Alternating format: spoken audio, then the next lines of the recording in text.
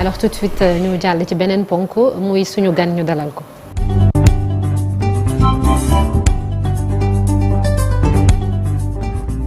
professeur Mounirou Sy nekk mandataire candidat coalition Dionne 2024 professeur ñu ngi lay nuyu di la ziar di la dalal jàmm.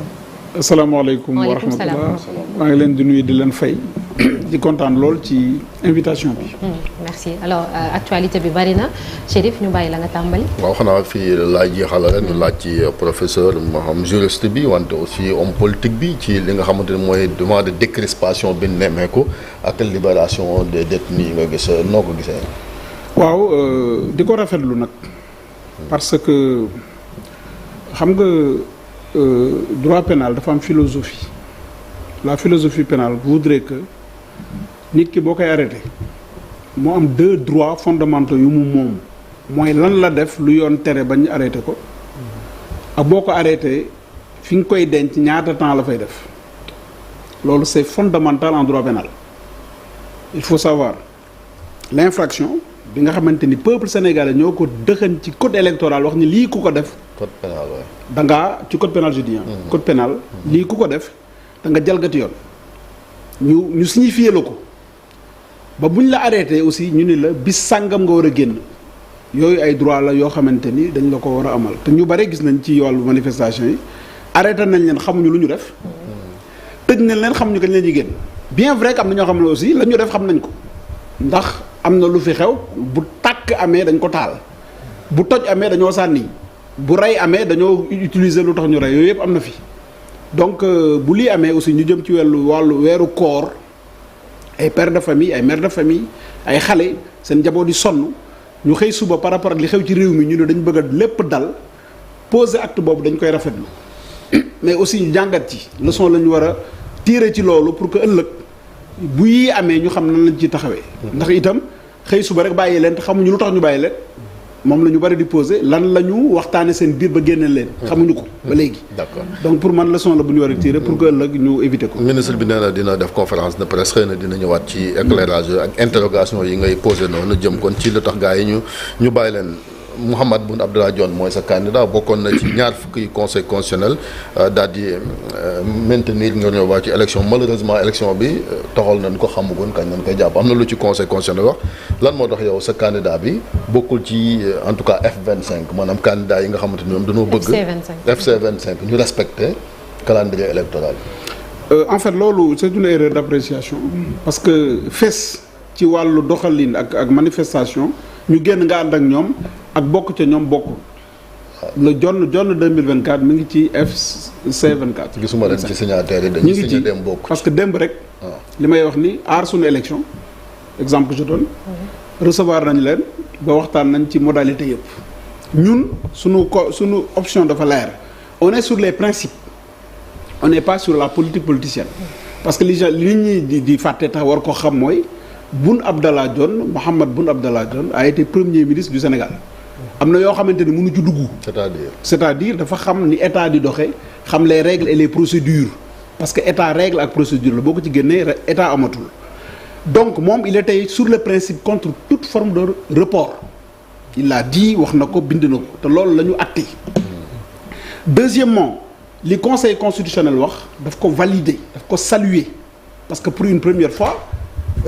C'est pas pour rien que le coordonnateur national bi ma nekk constitutionnaliste xam ni c'est une révolution dans ce qu'on appelle l'histoire politique et juridictionnelle du Sénégal en matière constitutionnelle.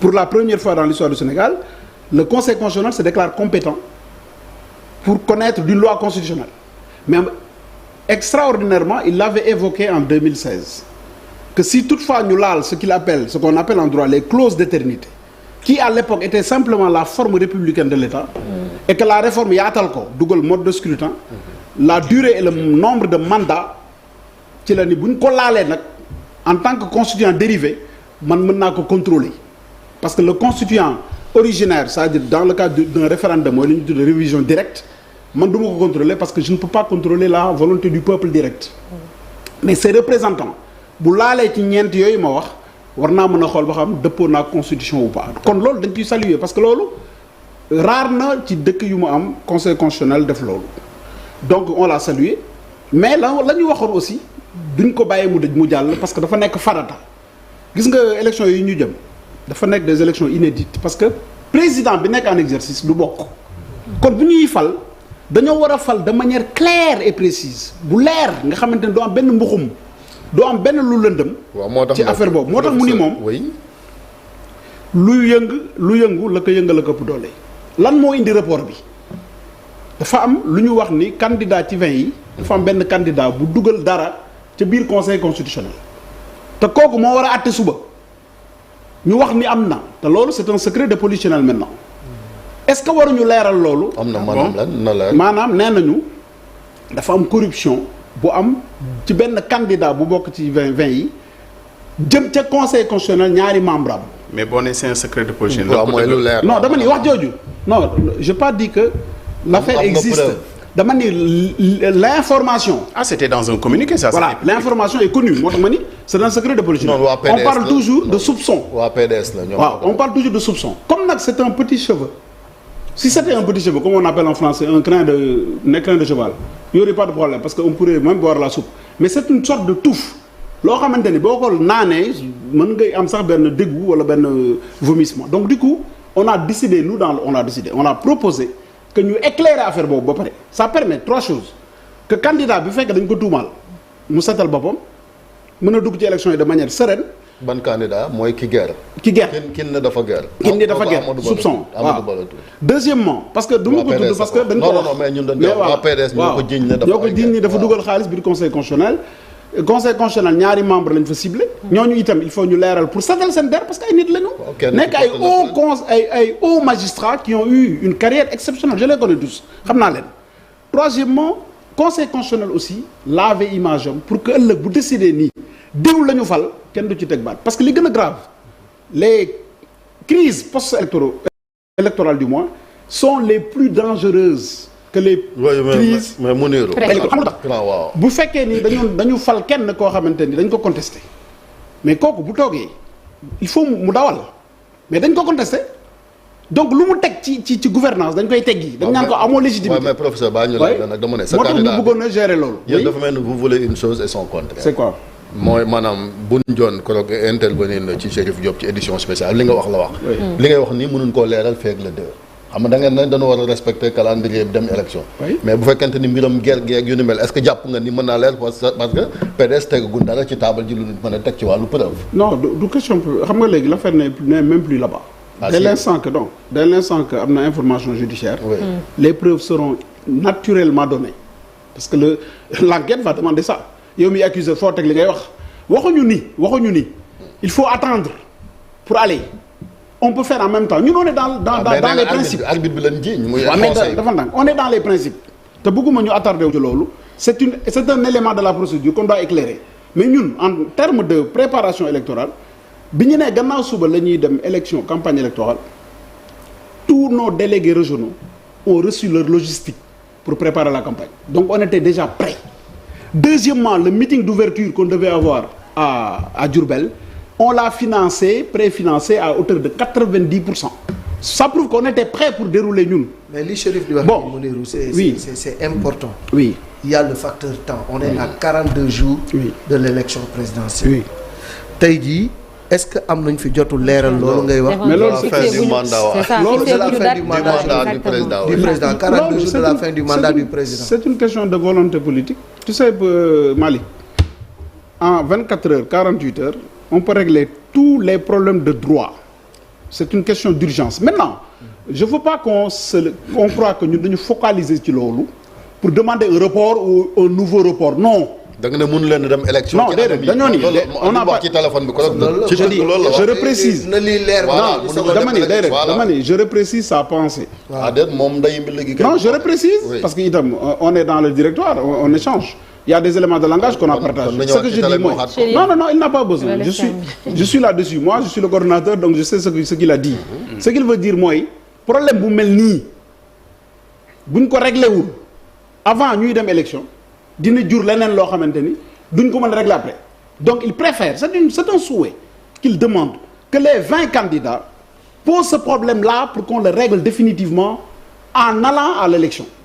Mais il n'en a pas posé une condition sine qua non sans laquelle la réalisation de laquelle il ne va pas on va participer. mais quel que soit l'issue am na ñoo xam ne seen taxawaay ñoom peut-être wala seen i kàddu xaw na leer parce que li ñu bëgg mooy ñu annuler daanaka maanaam maanaam waxatuñu sax report. ñu xoolaat lépp c'est ça malgré article 92 bu constitution bi li mu wax. maintenant bu ñu demoon tey jii ba ne dañuy defaraat lépp jaxasewaat carte gi loolu ban base légale lay am. non c'est-à-dire le report et l'annulation xaajul bokk te annulation ku koy demander. da nga xamul l'histoire constitutionnelle de ce pays on n'est pas encore arrivé à ce stade-là. mais mën na ne. mais dafa am benn élément parce que là je parle technique hein, je parle pas politique. les gens se focalisent sur le 2 avril. il faut faire très attention. la constitution permet même d'aller au-delà. parce que la constitution dit que le président reste au pouvoir le président en exercice. reste au pouvoir jusqu'à l'installation du nouvel élu. Oui, mais en prévoyant aussi le terme. non en prévoyant jusqu'à la passation. non c'est que on prend des informations parcellaires. sëriñ dañuy waxtaan. il y a le caractère intangible. non dabal ndànk. loolu naka lañ koy def non dabal ndànk. on parle technique. moi je parle de ce que j'appelle ni du prétexte ni du contexte je parle du texte. oui. la loi ne donne pas de jour. waxul tel jour dañuy def passation. dafa évoquer rek le jour de la passation point barre. parce que y a une autre obligation constitutionnelle c'est la durée de la campagne qui est intangible. à partir de là. mais durée mandat bi. xam nañ ko bool dès l'instant que nga prêter serment. à partir de ce moment la mandat bi commencé bu ne 5 ans xam nañ 5 ans yi fan lay jeex. oui am na lu jiitu article 36 boobu nga wax. non je suis en train de prévoir toutes les hypothèses parce que loolu dañ koy poser en travaux dirigés. il peut arriver bel et bien que ce jour-là ne soit pas le jour de passation. mais Mounir yaa ngi dugal durée campagne bi ci presque dans une clause d'intangibilité. mais c'est la vérité. mais non. vas-y est-ce que la durée de la campagne. sur la durée de la campagne man li nga ko def intangible moo ma jaaxal. mais c'est la vérité la constitution moo ni la campagne électorale dure 21 jours. mais n'est pas dans les clauses d'intangibilité. léegi dis-moi comment clause yi wax nañu ko. non bokkul yow tu parles. non ça c'est les principes de. oui mais non dafa ndànk dañuy waxtaan très bien. man ce que je pose c'est technique. waxuma politique. ok damay bañ suba ñu ni mais juriste yi fu nekkoon. Doudou Ndoye l'a dit hier. il faut faire très attention. mais d'autres on dit autre chose aussi. on dit quoi on a amul benn juriste dans ce pays. qui peut te dire que c'est un droit acquis qui appartient au candidat. Le candidat doit battre campagne pendant 21 jours. moo tax mënoo ko augmenter mënoo ko réduire. si c'est impossible de réduire impossible d'augmenter c'est ça qu'on appelle en droit l'intangibilité. mais là Mounirou yaay juriste bi mais tu mélanges aussi deux choses durée mandat bi ñu ne intangible bokkul ak campagne électorale bi qui est prévue pour 21 jours mais les candidats faut bien s'accorder ça quand même ça fait pas partie des choses intangibles. Deuxième chose man j'aimerais vous interroger. mais tu penses que la loi tu penses que lorsque l'article 103 de la Constitution dit que la forme républicaine de l'État est intangible tu penses que cette intangibilité est éternelle? mais non mais on sait comment. non c'est la même chose. oui non c'est la même chose c'est-à-dire tu mets quelque chose qui n'est pas dans les clauses d'intangibilité. Maintenant ce qui est intangible aussi. tu confonds clause d'intangibilité. d'accord léegi et l'intangibilité en soi. une question oui. allez-y. je pose une autre question. déjà je te fais une remarque. parce que sur l'isoloir bi ñu ko introduire avec même les bulletins de vote. La loi prévoit qu'on prenne tous les bulletins de vote. Pourtant, quand on a fait les locales avec les 40 les législatives avec les 40 candidats, il y a une dérogation à cette disposition pour prendre 5 bulletins et se rendre dans l'isoloir. C'est les mêmes arrangements qui peuvent être faits, mais ça c'est pas ma question. Ces propos liminaires, vraiment da nga saluer décision bi Conseil constitutionnel jël. Nga wax ci li nga ci wax lu ñu dégg. Pourtant fekk na fi dossier guerre bi lié woo ko. ok pourtant vous avez même salué décision bi conseil jël comme étant historique. Oui. Pourtant fekk na fi dossier guerre bi. lu tax yaakaaroon ni mun na ci am impact. je vais dire pourquoi. oui mais avant cela je précise. gis nga l'intangibilité bi ma lay wax. tu l'as même dit toute loi prévoit des exceptions et des possibilités de révision. mais pour cela il faut aller à l'Assemblée nationale parce que c'est une loi organique qui prévoit la durée du mandat. la durée de la campagne pour ñu mën ko changer il faut que les candidats d'accord ni 10 jours lay doon 15 jours mais pour cela il faut qu'une loi l'acte. C'est ce que je suis en train de dire. Mais pourquoi tu ne penses pas qu'on peut retourner à l'Assemblée nationale yow yaa fi mais on retourne à l'Assemblée nationale. ah on va retourner on est obligé. xam nga yow yaa fi wax léegi. ni urgence yi politiquement mën nañu lijjanti yëpp yow yaa ko wax léegi. je l'ai dit mais je confirme. mais donc oui mais tu sembles fermer là cette porte. déedéet parce que quand tu dis que la campagne c'est 21 jours. on ne peut pas la bouger. ba def ko ci clause d'intangibilité. ça veut dire que tu mets ça dans une sorte d'impasse. qu'on ne peut pas du tout. non il faut comprendre dama lay wax ni la y a possibilité qu'on puisse aller au-delà du 2 s'il y a pas cette volonté politique de réviser la constitution, la loi pour réduire la durée du mandat. Mais en l'état, rien ne nous dit que le jour de la passation qui met fin au mandat du président actuel sera le 2. Damay alerter, c'est tout. Je suis pas dans les voilà. beneen bi mooy le conseil constitutionnel problème mu guerre boobu ngay wax le conseil constitutionnel est une juridiction d'attribution duñ ko du tontu lu dul luñ ko laaj. Les gens parlent de l'affaire de Madame Rose Wardini. Pourquoi aujourd'hui? Non, je précise ma question, Mounirou, parce que c'est pas du tout ma question. Ma question, c'est le Conseil a rendu une décision que vous avez saluée ici. Vous avez même utilisé le mot historique. Pourtant, fekk na fi dossier guerre bi lu tax yaakaaroon ni ça a entaché le dossier guerre boobu entaché na décision bi Conseil jël. Non, parce que moom laa la expliqué nii. ni la xam nga lorsque le PDS pose le principe de soupçon évoqué ko au niveau d'une enquête parlementaire c'était pour alerter le Conseil constitutionnel en vue d'eux mais comme la question n'est pas arrivée jusqu'à son terme auprès du Conseil constitutionnel dañ ko dessaisir yóbbu ko dans une affaire purement pénale et judiciaire loolu moo tax le Conseil mënu ci kii. Les mots ont un sens. Le Conseil n'a pas été dessaisi. Mais le Conseil n'a jamais même pas été saisi ba ñu koy dessaisir. Kan lañu dessaisir? Non dama ni mais le Parlement on a dessaisi le Parlement de cette affaire, c'est ce que je dis. Il faut écouter quand je te parle. Donc du coup donc dama ni encore une fois le processus d'après les politiques que sont le PDS est vicié par rapport à cette affaire-là. Il faut un éclairage. Notre candidat a dit le peuple a besoin de vérité. Bu fekkee affaire bi am na ñu xam. bu amul ñi ko créé ba impasse bi am parce que n'oublions pas que c'est à cause de l'enquête parlementaire déclenchée par le PDS qu'il y a eu report su amuloon report du am dañuy avancer donc ñaar des deux cas bu fii amee sanction amee problème nañ sanctionné bu lii avéré wul nañ sanctionné autorité yi ko indi c'est ce que notre candidat dit rien d'autre. léegi votre candidat ce qu'il pense mooy affaire parce que am na yeneen ñu jógoon ñu xam ne ñoom retenu nañu woon seen candidat mooy dans l'ordre quand même non je pense que c'est important de préciser Mounirou dans l'ordre décret bi moo jiitu li xew assemblée. ah non. ah si. ah non. mais si. décret bi abrogé bi convoqué corps électoral. non moo jiitu l'adoption de la loi mais jiituwul la mise en place de l'enquête parlementaire. oui mais c'est ce qu'on dit. mais d'ailleurs la preuve le jour où le président de la République parlait aux Sénégalais. son propos introductif lu mu wax. Vu la crise entre les deux institutions. Non. C'est lui qui nous informe. déedéet amul informé on était là. boobu tegaguñu ak dafa ndànk Serigne man. Ablaye Cissé je pense qu'il parle. c'est important. non tu es en train de mélanger tout. laisse-moi argumenter. su fekkee yaay wax ma bàyyi la ko. non discuter dañuy déglu. non commission bi ils ont mis en place le jeudi vendredi. le samedi président wax.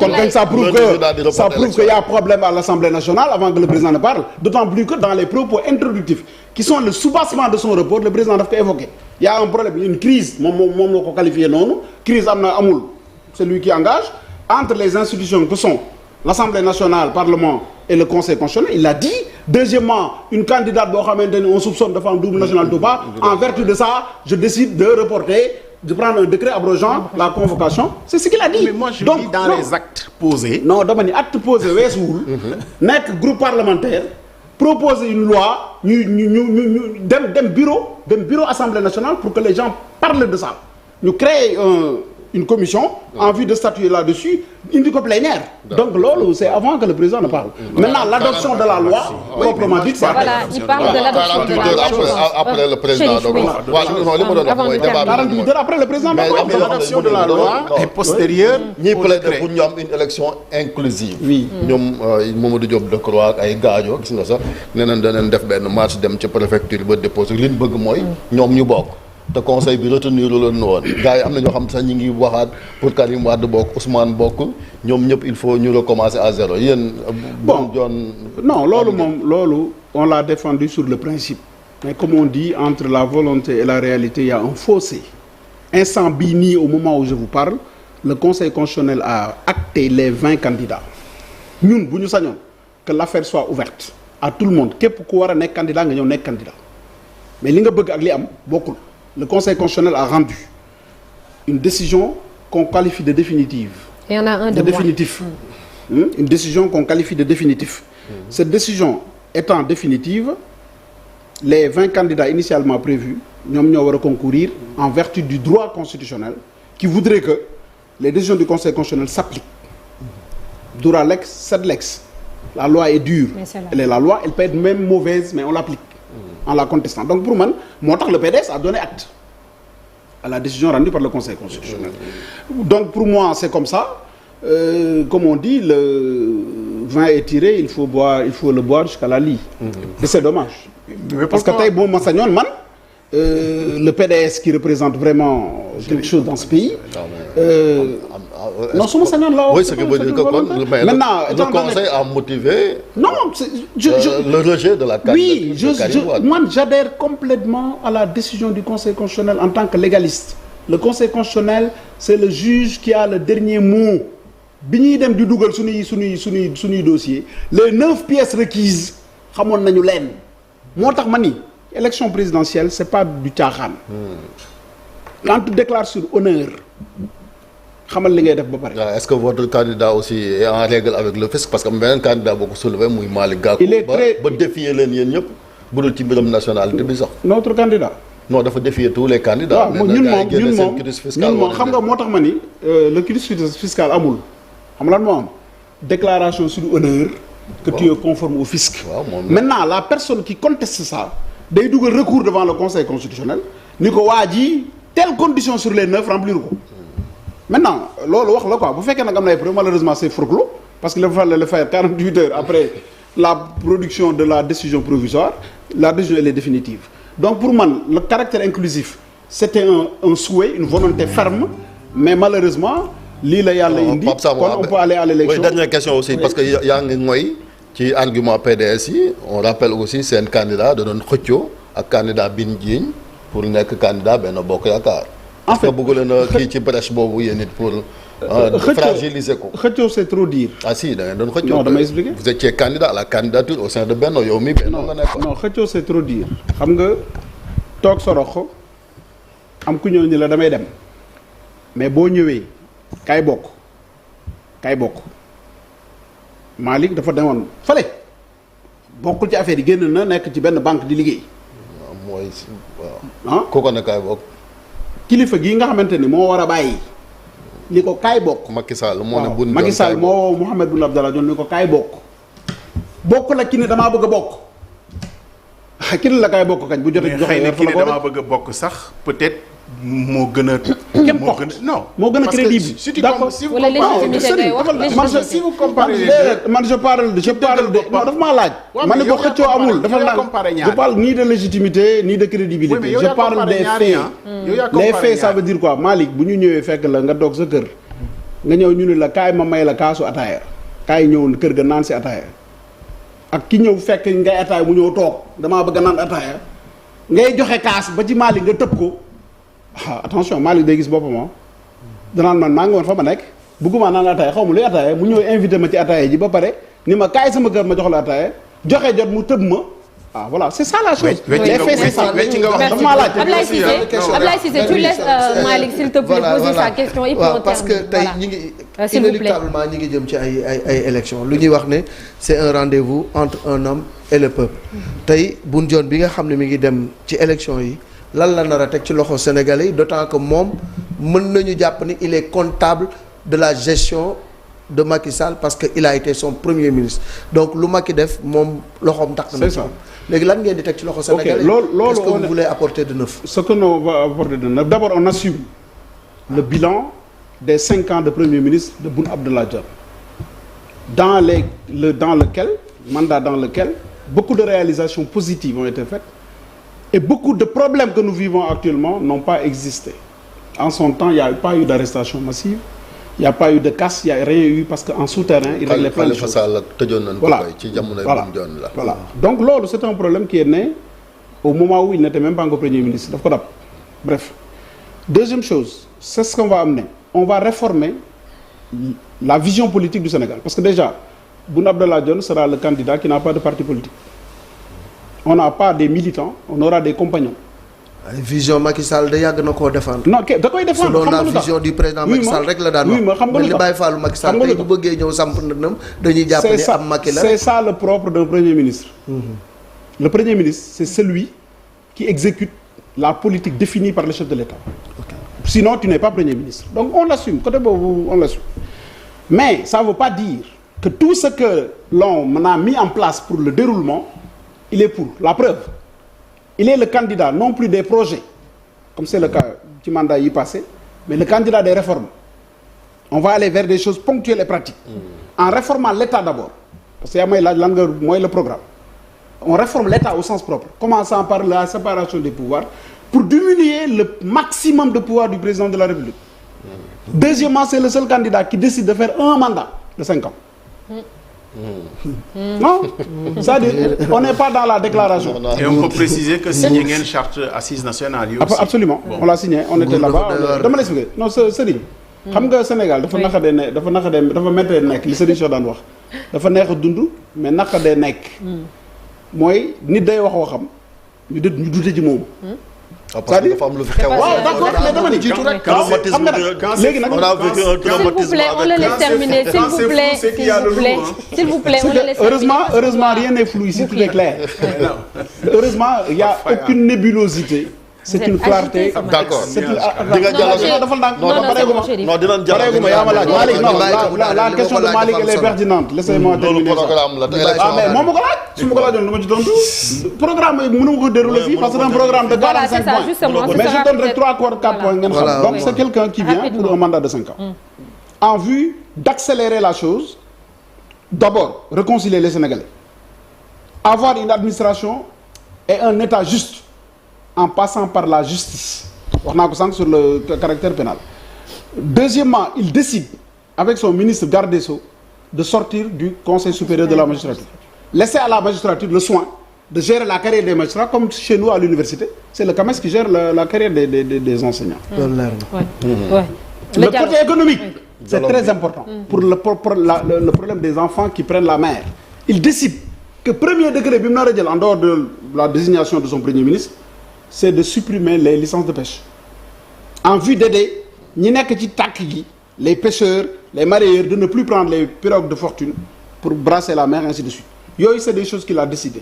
Industrialisation de ce pays. C'est créer de l'emploi. Non,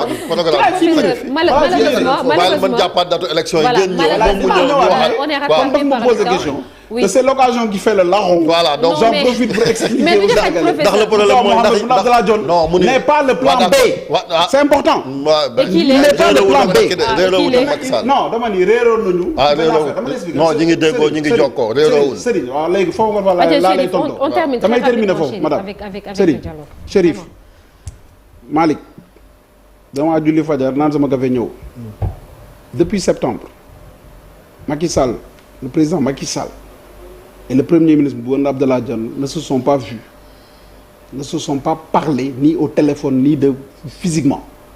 Deuxièmement, tous les gens qui gravitent autour de Macky Sall, qui étaient dans le gouvernement de Amadou Ba, ont été licenciés. Commençant par moi-même, qui était conseiller spécial d'Amadou Ba. Le jour où je déclarais que je suis avec Boun Abdallah Dionne, la semaine d'après, nous notifions mon licenciement. Moustapha Diagne, directeur de communication du ministère de l'Éducation nationale, qui est actuellement le directeur de campagne de Boun Abdallah, est licencié. Maguette Ngom, conseil spécial du président de la République a reçu sa notification semaine passée loolu du rupture. loolu du séparation. Merci il y en a pas. Oui. Administrativement politiquement. dialogue c'est fondamental c'est pour l'intérêt du Sénégal. président de la République ba léegi ba jusqu'au 2 avril. pour reprendre la date. s'appelle Macky Sall te comme fi woo comme citoyen ku bëgg Sénégal. da ngay ñëw pour waxtaane loolu mais pas pour teg deal. merci professeur je veux que ça soit clair quoi. merci professeur on va se dire au revoir ci kanam tuuti ñu jàll ci record ak l'observateur li ñu xëyee tey.